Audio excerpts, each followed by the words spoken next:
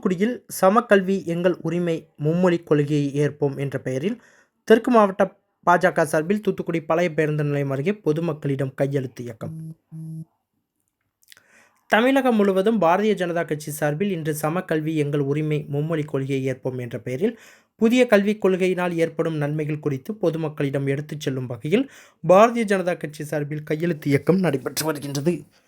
தூத்துக்குடி பழைய பேருந்து நிலையம் முன்பு தெற்கு மாவட்ட பாஜக சார்பில் தூத்துக்குடி பழைய பேருந்து நிலையம் முன்பு மாவட்ட தலைவர் சித்ராங்கதன் தலைமையில் பாரதிய ஜனதா கட்சியினர் கையெழுத்து இயக்கம் நடத்தினர். பழைய பேருந்து நிலையம் அருகே உள்ள வியாபாரிகள் மற்றும் பொதுமக்களிடம் துண்டு பிரச்சுரங்கள் கொடுத்து கையெழுத்து வாங்கினர்.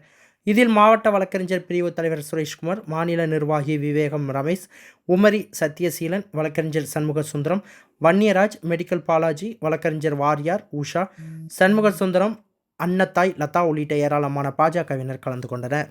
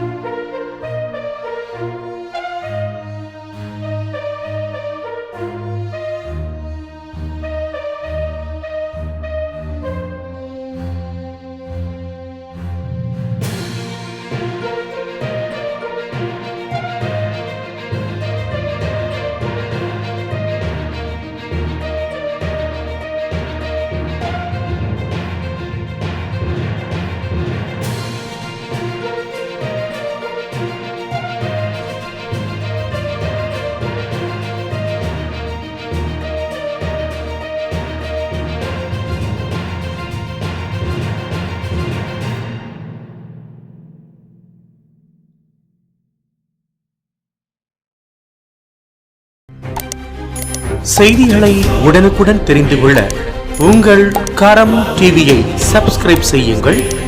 அதோடு பெல் பட்டனையும் கிளிக் செய்யுங்கள்.